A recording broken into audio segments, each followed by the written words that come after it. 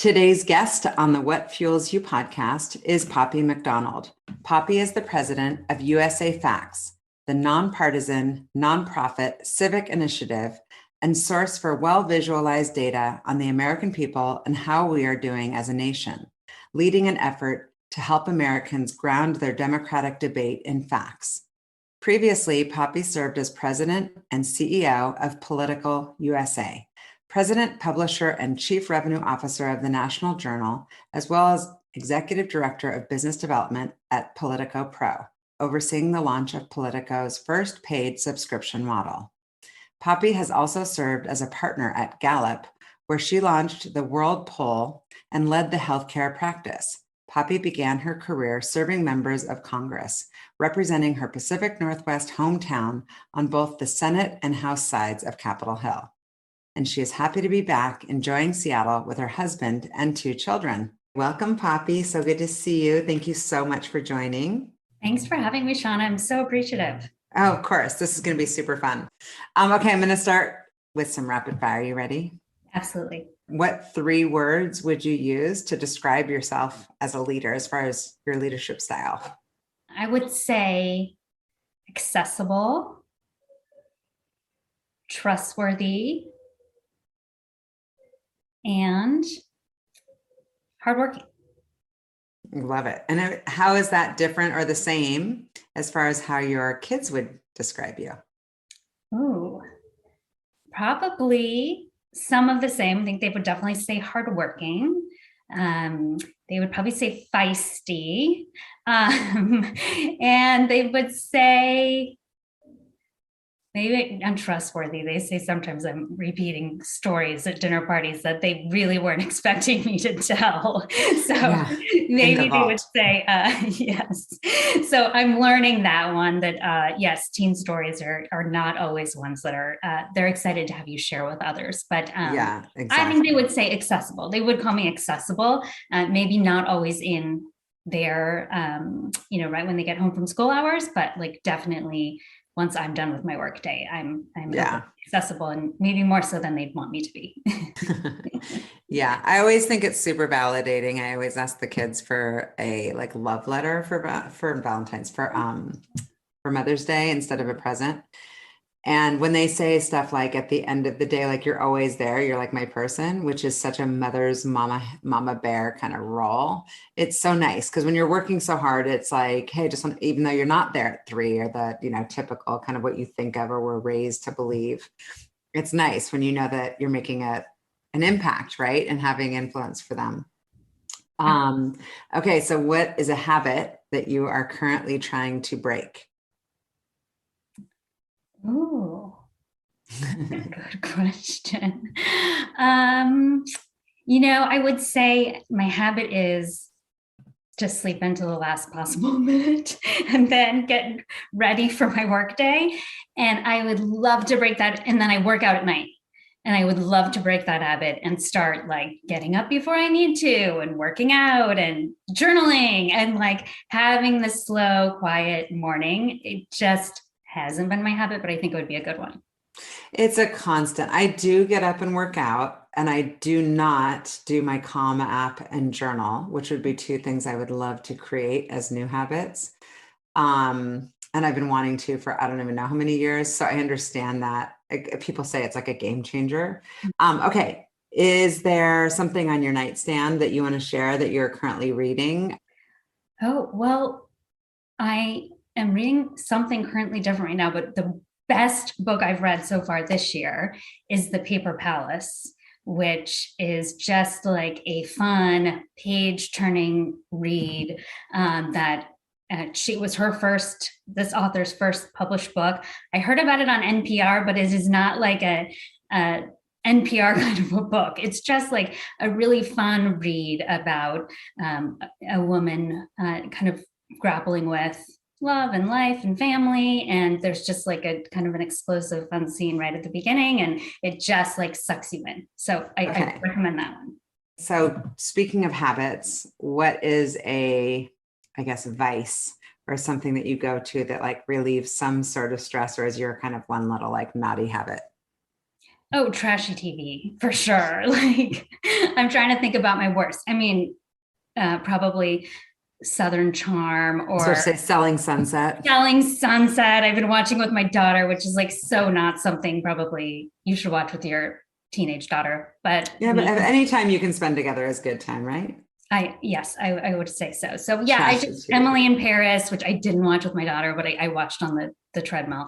I mean, I Yes. don't know, just like some fun, just completely mindless Yeah. television. Yeah. It's brain candy. It's perfect. Totally. And so what do you do aside from your, I guess maybe your treadmill, but what do you do to kind of clear your mind and escape from all the chaos of kids and work and COVID and just all the nutty stuff we're going through?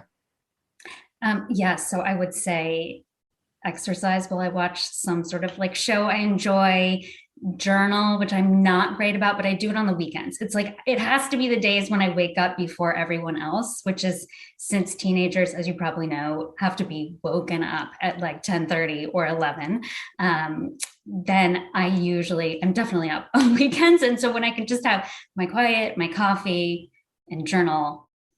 Okay, so tell me we like know each other, but I don't really know your life story. I know now from researching you that you're from Salem. Yeah. Tell me about your childhood in Salem, Oregon. Yeah, so I grew up in Salem. I was born to parents who were 19 and 20. They were not expecting to have a child at the time. So I would say we were kind of like growing up together.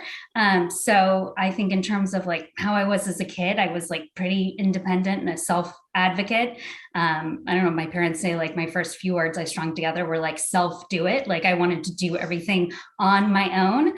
And I think like part of that was just the fact that like my parents were still growing up and like just, and they were single, but raising me together.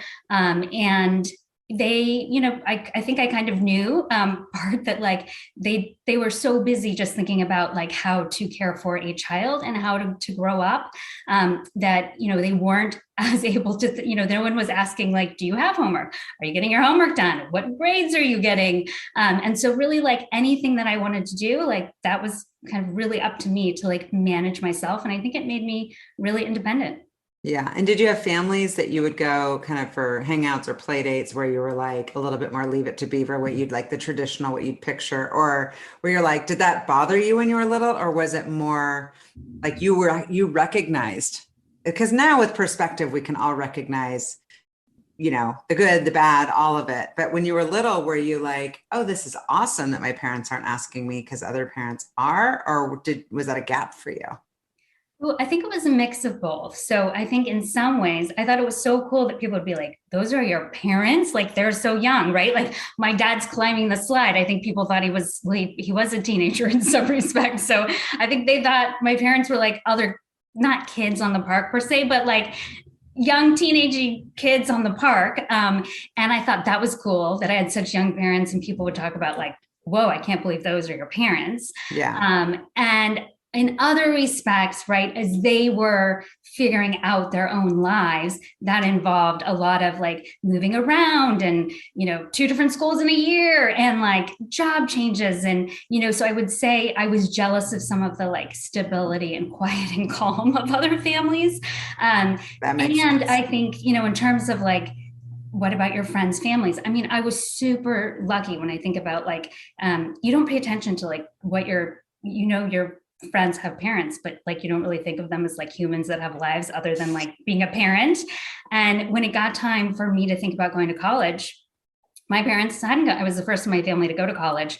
And so it was those parents that said like, hey, where are you thinking about going to college? And I was like, ooh, I don't know. I mean, my parents have said if I really want to do it, it's probably community college. And, one dad said, hey, you need to make an appointment with me. And he was the dean of admissions at Willamette University and was like, you have a lot of options. Like community college is one option. There are also a lot of other options. And here's how you do financial aid. Here's your list of colleges. So he got involved. Another friend's family is like, are your parents taking you to see any of these colleges? No, come with us. We're going on a road trip. We're going to take you to some colleges. So I got super, super lucky. That's amazing. Mm-hmm. And did your parents end up having more kids together?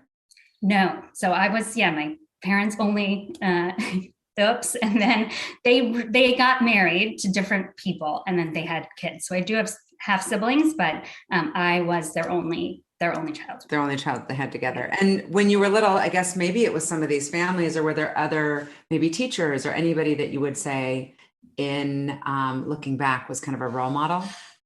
Oh, I mean, for sure. Yeah. Whether it was, parents, friends, or families I babysat for sure, who like really encouraged me. Like, hey, I babysat for a family and the dad was a professor at the local college. And so he would like, hey, what are you working on tonight? What's your homework? Oh, okay. Do you want me to take a look at that paper? Like, so definitely there were families that I babysat for who said like, hey, you have so much potential, and like, how can we help you? And what advice do you need? So I had role models in those people. I got involved in theater, and I had this amazing director, Phyllis Quanbeck, who's just like a spitfire. And she wrote me an amazing recommendation and just would like push me to like, I know you can do more. Like, I know you can, you can do even greater things than you are right now, and just like really encouraging me. So yeah, I got super lucky that way. These are amazing stories. And did you have a sense for what you wanted to kind of be when you grew up, when you were little? I didn't. So I always am curious. When I interview people, I say like, I still don't know what I want to be when I grow up. So no pressure. And I'm well grown up, as you know. So I didn't know what I wanted to be. I definitely knew that like I wanted to leave my town, that I wanted to like go explore. My family had never been on an airplane. We had taken some road trips, right? But it was more like fishing, camping in the Oregon area. And so I just knew that like I wanted to see the country, see the world, and just go in and do something different. I think I was really called to serve. Like I wanted to provide service, add value, and think about how I could give back, and just that's amazing in that way. That's amazing. And when did you have a sense, I guess, that you had leadership skills? Sometimes they talk about like little girls being told they're bossy, or being told, and other people kind of camouflaging. Like, how did you show up in like middle school and high school? I would say wanting to try a lot of different things and not being totally comfortable in my skin yet. So I'm not sure if leadership skills totally emerged in middle school, high school. I think I was I don't know if I was the nerd. I mean, I was so strange. Like I was on the cheerleading team, and I also was like a thespian, right? I acted in like theater productions, and I had like my close friends, but I definitely was like, really focused on like school and knowing I had to get good grades, and like knowing it was like up to me what my future was going to be. So I think I was like putting pressure on myself. Was I a standout leader at that time? No, I don't think I was. I'm not sure when that emerged. I think it was more probably going to college and like seeing kind of the world was my oyster, and like I just had to take advantage of like all these opportunities that were sitting there waiting for me. Totally. So charting my own path then, I think, is really probably when it started to kick in. Yeah, I'm hearing a theme for sure. And I'm curious because it's not just that you went to college, you went to a phenomenal college, like Scripps, all girls, right? Yep. Women's college. I love that. And part of the Claremont McKenna schools. I only know all of these details because my cousin went there. And I guess it's like, how did you even know about it? Yeah. So when that friend's dad, who was the dean of admissions at Willamette, when he sat me down, he made me a list of like 18 schools he thought that I could get into and that I would really enjoy going to. And he said, and by the way, I put a couple women's colleges on there. And I said, oh gosh, you don't know me very well, Mr. Sumner. I have no problem talking in front of men. And he's like, Poppy, like just kind of shook his head. And in the kindest way possible was like, you don't really understand what a women's college is. You should do a little research. And then as I was researching and went to visit campuses and realized like it is about empowering women, helping women think about not only like their opportunity to lead, but how women have led in history that we don't really hear about. And that it's about making an effort to like lift women's stories and to lift and empower women, and just like a strong community and network it was. I was like, that is the place for me. Not gonna lie, the fact it was within the Claremont colleges, and so there were like plenty of men around, also, made me more interested in that school. But it was such an awesome environment, and I made these incredible friendships that have, just continued to this day be like a part of my daily life. And so out of Scripps, did you have a sense for, I mean, you studied history, and how did you parlay that into this kind of robust and also like a potpourri of experiences within your career? Yeah. So my sophomore year, spring semester, everyone's like, well, where are you going abroad next year? Hadn't even occurred to me that like going abroad was something people do. And so I like went over to the study abroad office, and they're like, where do you want to go? And I was like, well, somewhere Spanish speaking. They're like, well, how many semesters do you have? And I said 2. And they're like, well, you can't go anywhere Spanish speaking. You have to have 3. I'm like, okay, where else can I go? And they were like, well, we probably somewhere English speaking. And I said, I don't want to do that. Like, it was like Australia or London. And they said, well, the only places you can go are places that we don't teach the language. So we don't teach Swahili and we don't teach Nepalese. And I was like, sign me up, And so then when I went to tell my advisor, well, first I encountered somebody who's like, what? You're going to Nepal? Poppy, they don't have showers. Like, are you going to be able to hack that? And I was like, oh, it'll be fine. But when I told my advisor, she's like, Poppy, you're a US history major. Like, I will indulge you Nepal or Kenya, take your pick. But then you're going to Washington, D.C. So fortunate that like she took like a pretty active, aggressive like stance, because I really had no direction. So I had this amazing semester in Nepal, living in a mud hut, no running water, like exactly as, people described it, learning to speak fluent Nepalese and write in Nepalese. And then I headed to Washington, D.C., and I got an internship with the McLaughlin Group, which is one of the first of its kind media roundtable shows. And I loved being in that environment where I was like, wait, what? You can get paid to learn? Like, I felt like I was getting paid to be a student, because it's like, just scour all the papers, like figure out what's going on. And then let's think about like, what should our new show this week focus on? And like, who should we invite? Mind you, I was an intern. So I was also like getting people's lunch, like making photocopies. I mean, it wasn't all glamour, but I was sitting in the glamour. It felt super exciting. I got to be like on set every week. And then I knew after that point, like, I want to go back to DC, where I feel like I'm in the heart of something that really matters, of what's impacting our country, but I want to feel like I'm giving back. And so then that gave me the direction of, I want to work on Capitol Hill. And I really started my career Capitol Hill, working for members from the Pacific Northwest. And I started, answering constituent mail. And then I was a press secretary. And that really got me on my, I'd say, winding career path, which has always been about information should be accessible to everyone in this country. It is our right as citizens. It should be accessible, and it should be factual. Mm-hmm. Definitely. Yes. So what is that interview process like? I love these resumes. When I lived in New York, there were a lot of people that had like worked on the Hill, and it's in their early 20s. And it almost seems the equivalent of, I don't even know, not quite extended college, but just sounds like a blast, like just a combo of you're learning and you're around all the power and decisions, but you're also just having so much fun around like-minded, smart, curious individuals.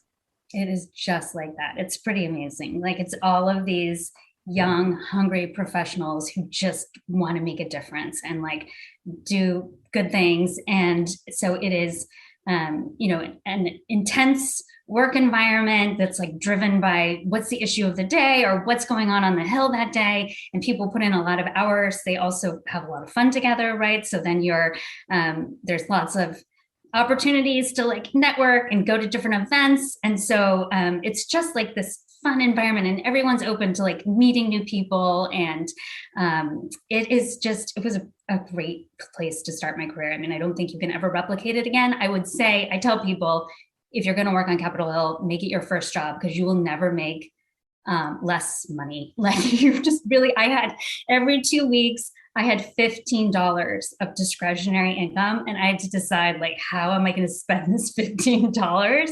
Yeah. And for whatever reason, it didn't occur to me at the time, like get a credit card and like just charge up debt. I didn't do that. I'm so thankful I didn't do that. But like living on $15 was really tough. And so super tough. yes, but you just had to like, go to receptions, eat the free food, and take public transportation and, wear whatever clothes you had bought. I was going to say, you just wear the same Navy suit like every single day. Exactly. And so how was that interview process to get selected for those jobs? Like what's the vetting process? So I feel like it's a lot about either connections. So like, do you know somebody who knows somebody? Did your parents help fundraise or whatever? It's either that or it's just sheer like chutzpah and like work ethic and willpower. So I had no connections. So what I did was basically just walk door to door to door to any Capitol Hill office that I had some connection to. I went to school in California, so that gave me like every California member. So that was a big group. Oregon connection, Washington, pretty close to Oregon. So I said Pacific Northwest, right? So here are my connections. When your constituents come to Washington, D.C., like I know something about the state that they're coming from. I can relate to them. And by the way, like I also have all the whole McLaughlin Group media panel are my references. Like, give me a shot, let me in the door. And so it was mostly about finding the kismet of like a member of Congress who had a entry-level job open and who was willing to have a conversation, and then just saying, will you just give me 15 minutes? Even if you don't have a job, give me 15 minutes. These are, I ask these questions because I'm personally always super curious just about the whole, just people's lives and like how decisions get made, how opportunities are created. And a lot of times it does come down to that chutzpah and that grit. And I just hope my kids ever listen to this podcast, or your kids, because it's lessons for these kids who are so used to instant gratification and they don't really have that grind mentality. And that's what you're describing. You're like, listen, where can I thrive here? And how do I make that happen on your own? It's incredible. And so when you left government, was that something conscious? Like, okay, I'm over it, I need to make money? Or did it happen organically because you got recruited into something new? Yeah, I left because I'd been a press secretary and a communications director. So I was working with the media, and mostly the media that were based in the Pacific Northwest, to say, here's what's happening in Washington. Here's what the member of Congress is doing. Here's why it matters to our state, right? So I was playing that liaison role. And I knew a little bit about a lot of issues, but I didn't really have substance or depth. And when I thought about like, what are the issues I really care about? It's healthcare, it's education. There were certain issues I really gravitated toward. And I was like, I want to go a little bit deeper, and also probably an opportunity to like earn a little bit more. And so I wasn't still $15 at that point, but like, maybe I was working a second job, I would say, at Ann Taylor in the evenings, just to like have a little bit more discretionary income. And so doing one job also was a goal. And I just started looking at companies who had that same focus. So I ended up at a company called the Advisory Board that did best practice consulting for hospitals and health systems. And I was, again, another good fit of like constantly learning, having a dialogue with hospital and health system executives about like what is hard about the work they're doing, what's changing, and then what are best practices, what are leading institutions doing, and ensuring that like we establish that network and we shared those best practices so that healthcare could be lifted for all. And so I pivoted out at that point, and certainly don't ever regret the Capitol Hill experience. It was amazing. Yeah. And where were you when you were working at the advisory board company? Where was that? Washington, D.C. Oh, that's still in D.C. Still in D.C. Okay. But then you kind of parlayed your way like a little bit back in with Politico and just all your next roles, but kind of back into the media realm, right? Yeah, exactly. So yeah, from an advisory board, I went to a company called Gallup, which is the polling company. And I think I surprised myself a little bit because they were like, okay, well, you came to interview for our healthcare practice. We have established clients, a product, a price point. a whole book of business you'll be walking into, or we have this thing that our CEO wants to do. He wants to like pull the world, but like he doesn't know what the product would be, how he'd pay for it, what like how we'd package it, who the customers might be. Which one would you be interested in? And I was like, I want to do that one. It's like nothing exists. That sounds really cool. And so I discovered then that like, ooh, not only do I love providing like value and like being of service, but I like building new things that don't exist that can do that. And so I launched their world poll. And then at Gallup, and I built the customer base and established the model, which had consulting and access to polling data.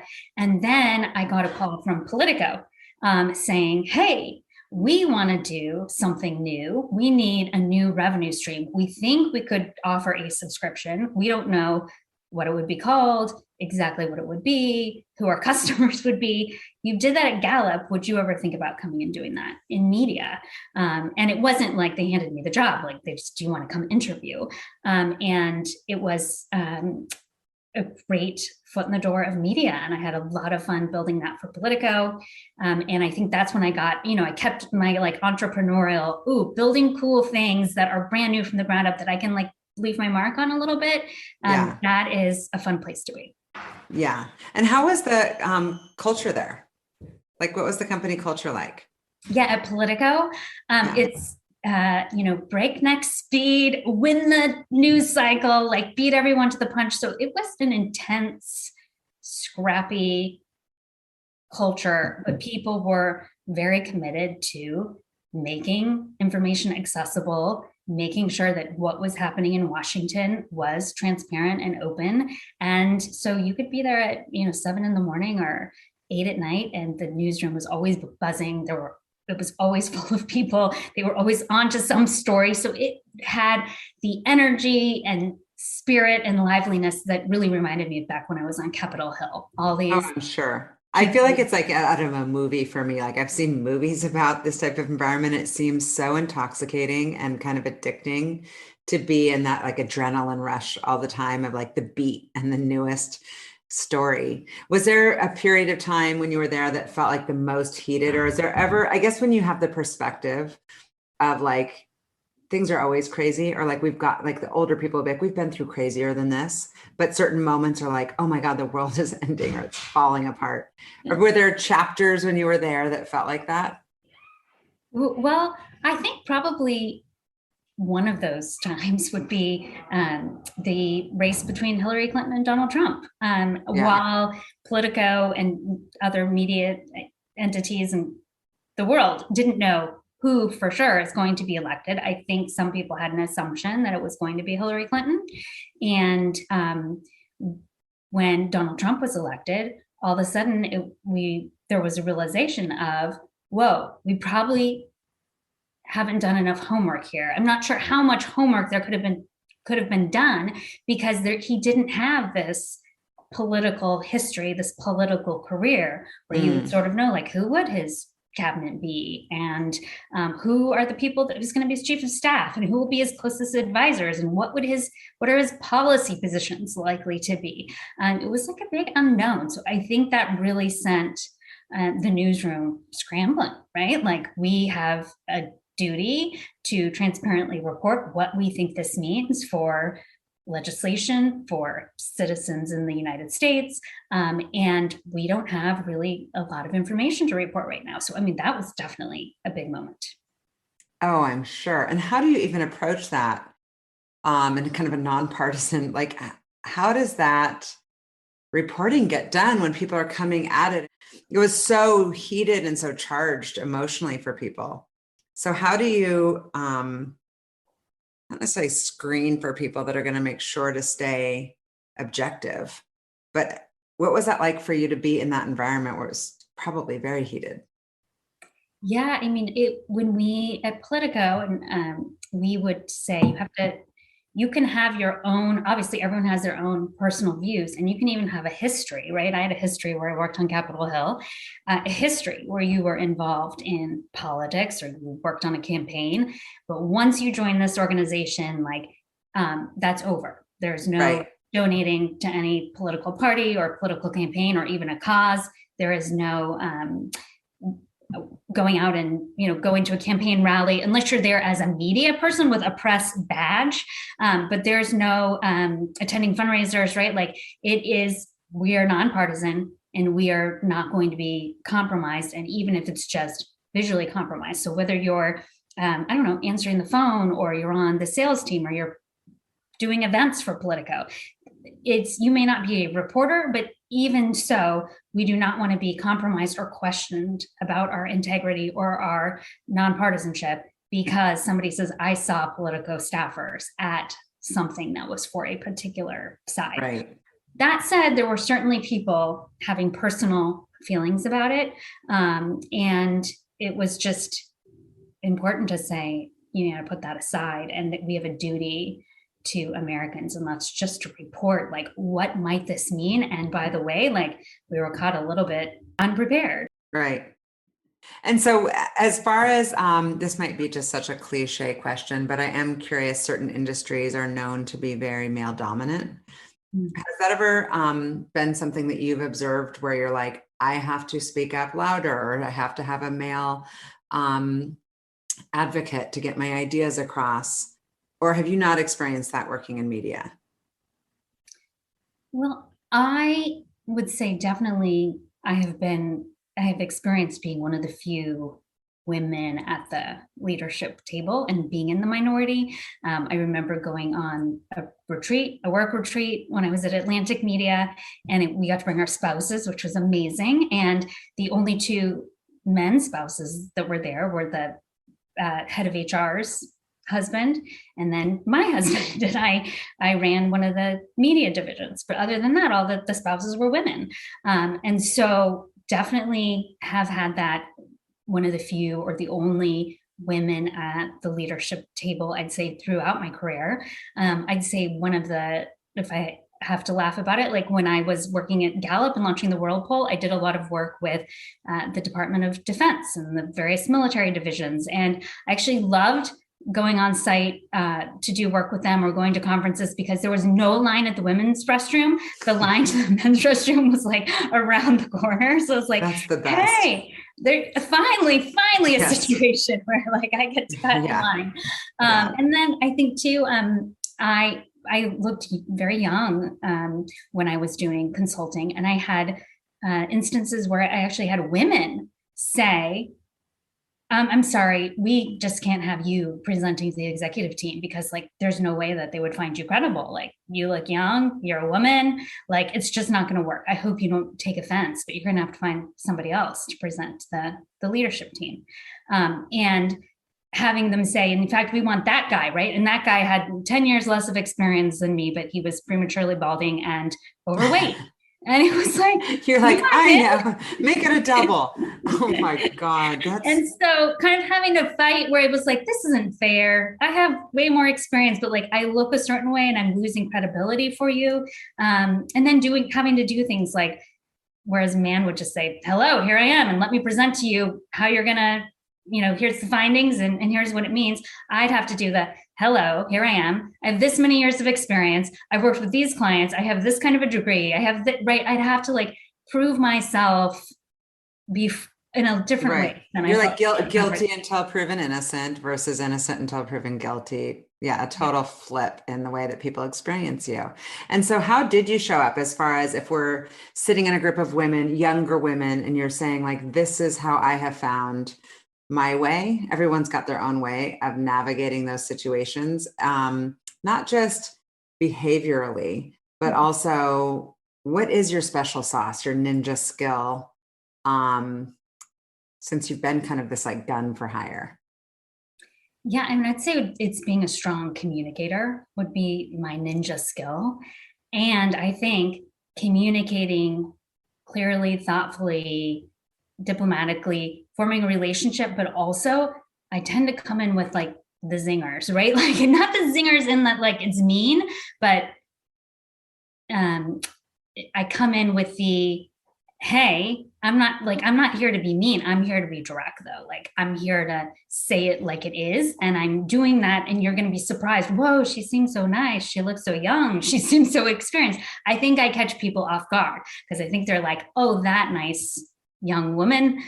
She's just so sweet and so approachable and so great. And so I think they let their guard down, and I get people to like tell me things. I understand things about like what's happening. And then I can use that to call people out on their baloney or push an organization forward, or just being like very direct. And so I've heard from women and men, like, I really like your approach because you're approachable and kind and you listen, and yet you're not a pushover. Like, I'm the opposite of that, right? Like, I'm direct and straightforward, and like I have a goal, and I don't have time to waste. And so I think just people being able to let their guard down, but then using that sort of trust and relationship to like move an organization forward has worked well for me.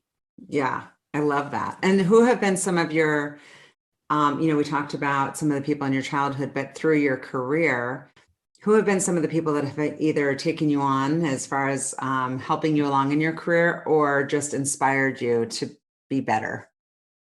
Yeah, so men, mostly men actually, but not because I don't enjoy working with women or I've had bad experiences working for women. I think because of the tables I described, where I was one of the few women, there were men around me. So a few of those people, David Bradley, who ran Atlantic Media, he always talked about a force of ideas and a spirit of generosity as the pillars by which we operate.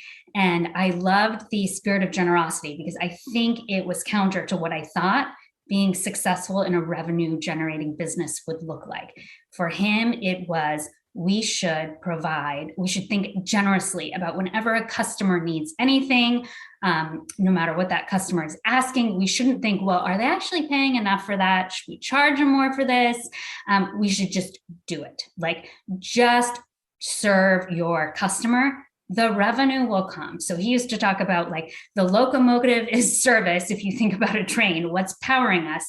The caboose, which can be on or off the tracks, it's going to get yanked around. Like, that's revenue, and the revenue will come. And I love that kind of turning conventional wisdom about like, well, we got to make sure we're charging right, and that like we're getting paid every dime for everything we do. No, just serve, and like the revenue will come. I love that. Jim Clifton, who is the CEO of Gallup, he would do these advisory groups for him, where he was like, when he had a big decision to make, he liked to get a lot of different viewpoints at the table. And Gallup, one of their Q12 questions is, at work, my opinions seem to count. And you would just get a phone call at your desk. Hey, Jim's got a business challenge he's grappling with. Can you meet him in the boardroom in 15 minutes? And you'd show up, and it would be this diverse group of people from around the company. And he'd say, here's my business problem. This is what I'm going through. What do you think? And I loved that, of like, you can get good ideas from anyone at any level in the organization, and you're going to be a better leader if you're open to hearing those ideas and getting that diverse thinking and perspective. And so David and Jim have remained mentors of mine. And then I currently work for Steve Ballmer. And what I love about him is he says, I'm your board of advisors. This is your organization. And you can come and ask me questions, and I'll give you my opinion, but never what I say means go do that. This is your organization. Run it. You know it best. So you've got to make the calls. It's your company. I'm here to give you advice. Take it or leave it. He not only says that to me, but when he's around my team members, he always says, hey, here's what I think. But what I think is just input. The person who makes the decisions is Poppy. So I am so appreciative of like how empowered he has made me and our team to run the organization. So definitely a mentor in that way. Like, how do you provide guidance and mentorship, but yet fully empower those people that you work with? That's incredible. It makes me love him even more. I think that's fantastic. So it's a perfect parlay into USAFacts. Tell me and our listeners like what it is and how you ended up here. Yes, USAFacts, our mission is to empower Americans with the facts. So we provide access to government data. We take it from over 70 sources and make it really easy to find the data and find the facts. And it comes from, it started when Steve Ballmer left Microsoft, and he wanted to do more from a philanthropic perspective to lift kids out of poverty. And he knew there were already a number of government programs that existed. So he said to his finance team, hey, I want to see what government's doing just before I start investing. what are the government revenues? How much are they spending to fight poverty? Are those programs effective or not? Because I want to fill in the gaps. And the group said, give us 2 weeks. And 6 months later, they were finally able to get that data. And so Steve thought, if it's this hard for me as a citizen with a lot of resources to be able to get government data so I can factually understand how are we as a country doing by the numbers on an issue that's so important, like lifting kids out of poverty, how hard must it be for a citizen or a lawmaker? They don't have access to this data. And when we think about the challenge with misinformation, right, where you've got a citizen who's like, I am so confused. Like, I'm seeing this information. I'm concerned about it. I want to hit forward. And then you have people saying, oh, I can't believe these people would share that misinformation. Like, didn't they just do their homework or fact check that? Where do they fact check it, right? Like, if they turn on Fox or MSNBC, they're hearing completely different versions of the world. If they are listening to the incumbent in an office, they're probably saying everything's great. I've totally improved everything. The challenger is probably saying everything's awful. We're headed in the completely wrong direction. We think it's really important that there be a source for the facts. And we think the best source is our government's own data, the information we collect about our citizens and where our sources of revenue are and what we're spending it on and the programs that we offer. And are things getting better or worse by the numbers, not by who's in political power or adjectives that are meant to concern or scare people. And Americans deserve to have that trusted resource. So we're not-for-profit, nonpartisan. We just want to provide easy access to the facts. The timing seems beyond perfect. It's almost like there was a vision of like people just freaking out, like depending on which channel you're listening to, it could be a completely different narrative. And depending on who you surround yourself with, or even just how social media is impacting things, you know, the information our kids are being fed. It's crazy. And it's so nice to have this, to have USA Facts as kind of a place to go that's trusted. So how do people find out about it? Like, I know about it because we've done some work with USA Facts, and I know you, and obviously being from Seattle, Steve Ballmer. But how do you acquire eyes and listeners? Yeah, so thank you, Shauna, for you've helped us add to our marketing team, who's really a big part of ensuring the facts get heard. But I would say it's a combination of making all this government data that we've collected accessible, right? So what we do is think about, based on what's going on in the news, based on what we're seeing on social media, what are the issues that Americans care about right now, and how can we ensure that data is accessible? How can we like ground that discussion in the numbers? And so we're producing content every day with articles, with data visualizations. We are on platforms like Instagram and Twitter and Facebook and TikTok. And we're basically trying to find people where they are, where these discussions are happening, and ensuring that we have relevant contextual government data and information that we can interject into these conversations and point Americans back to USA Facts. And we've seen some really nice growth. I mean, when I was hired in 2018, and that was USA Facts launched April 2017. So it was about a year and a half after we launched. We had an audience of about 440,000 people. And the site was, all the data had a search box. And then we have an annual report that's 100 pages and a 10K that we do for the government. That's 200 pages. And Steve said, I want more people to use this information. I've built this resource for citizens. How do we get more people to use it? And my feeling at the time was, we have to tell them why this matters. So what? So we collected all this government data. Why does this matter to you? How can this help you understand, based on the issues that are going on in your world, are things getting better or worse? How do we create more like bite-sized content that helps Americans to like quickly understand? And so as we've continued to produce more content and add more data, including like state and local data, we've seen our audience grow so we're 440,000 in 2018, we're 1.6 million in 2019, we were 12.5 million in 2020. Of course, we knew there was going to be an election, presidential election. People were going to need facts for that. We didn't know there was going to be COVID. And so certainly people were hungry for trusted data and information. And USA Facts not only provided that COVID data for people who came to USAFacts.org. If you went to the Centers for Disease Control or to the White House, they were using the USAFacts data. So they were pointing people back to us as the source. And then last year we were 20 million was our audience. Oh my gosh, Poppy, I don't think I had any sense of that growth. Yes. I mean, I knew growth, but I didn't realize that level of growth. That's insane. So we have no revenue objectives or need for, eyeballs to support it. We're super fortunate that Steve Ballmer funds us as a service for Americans. We do use it though as a proxy. Are we providing data and information that is relevant and helpful to Americans? And the best way we think we can measure this is, are they coming to USAFacts.org? Are they spending time on our site? Are they downloading data? Are they sharing the information that we provide on our social channels? Are they subscribing to our newsletter when they come to USAFacts.org so that they keep that weekly update? And so, yeah, those are probably our best measures of success, or our best indicators of, are we being effective? And I think little surprise things were like, oh my gosh, we are on call to the Trump White House every night during COVID, to Dr. Deborah Bricks and to Vice President Pence's chief of staff, about when they were like, what's going on in these numbers? Wow, whoa, okay, this feels really good. We were invited on Capitol Hill and met with over 300 lawmakers. And I think probably the most exciting moment was when we had a group of 16 senators from about half Republican and half Democrat came together and sat down with our data and started having a conversation. Whoa, oh my gosh, okay, looking at this, what might we do about that? And we weren't necessarily saying Republicans and Democrats agree on the right solution, but they were having a conversation. And so having rooms like that opened up to us, having the Biden transition team to reach out to say thank you for all that you did on COVID and for what you're doing. Oh my gosh, what's incredible.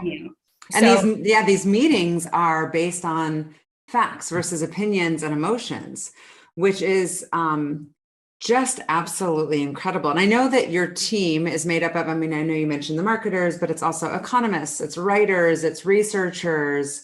How do all those humans kind of work together? And what's the order within which you collect the facts? I guess how do the facts get collected? Yeah, that's a great question. So yeah, we're engineers who are helping ingest that data and bring it to life on our site. We're a product team who's thinking about what's the data visualizations, the articles, the reports that we can produce out of that. Why is this interesting? And marketers who are like, where do we find Americans who could use a source for the facts but didn't realize we exist? And then in terms of how that all comes together, we think about as we're planning for the year ahead. Now, we didn't anticipate something like COVID, obviously, but we think about what are the big issues that we think America's facing right now? Right. Climate, an election, healthcare costs, whatever they might be. And we're looking at polling data. We're seeing what's getting the most interest on our own site. And we're looking at what's the president's agenda, what are both political parties talking about is in their agenda. And then how do we ensure that we are going out and getting government data related to those issues, bringing it to life on our site, and what are the products that we produce out of that? So we're all just thinking together of how can we best can't anticipate a pandemic, but with the best of our ability, what are the issues that are going to be driving America, and how do we arm citizens with data so that they can feel empowered to understand, are things getting better or are things getting worse? We're not going to tell them that. They need to decide that based on the numbers, and then advocate for the change they want to see, and elect or not re-elect the people that they think will, best serve their interests. So that's how we come up with it. So it sounds like it's an incredibly simple and complicated process made possible by so many brilliant minds. And so what are your initiatives now around this growth and hiring, and who are some of the new hires that you're most proud of? I'm sure that you've had to grow your team along with the viewership and acquisition of these 20 million people. Yeah. So our team, when I started, I was the 6th hire.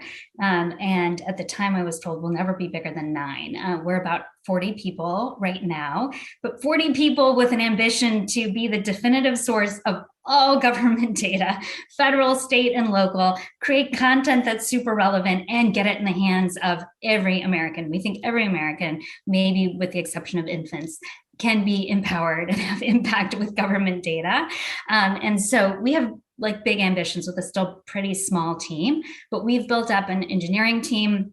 I'm so excited. I just hired a chief technology officer, Tanuja Corlebra, who came from Microsoft and Amazon, and she has this incredible experience working with massive data sets and helping us build that engine where we can ingest and extract and continuously update government data so that we can be that definitive source and then bring it to life on the front end in a way that's searchable and usable for all citizens. We're thinking about what is the content that we can produce now that we have all this government data? What's interesting? How can it be helpful? How can we share it with Americans in a way that's just makes it easy and easy to understand, easy to find, easy to grok with and share if they want to.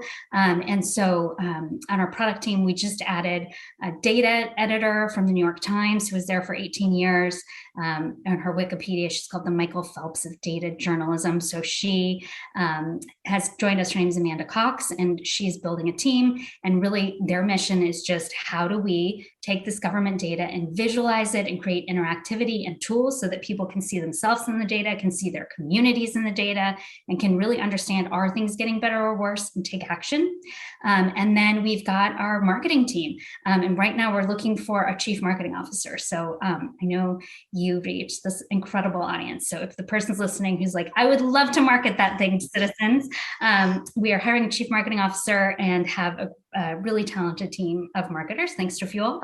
And they are helping find Americans on platforms like TikTok and Instagram and saying, hey, who knew?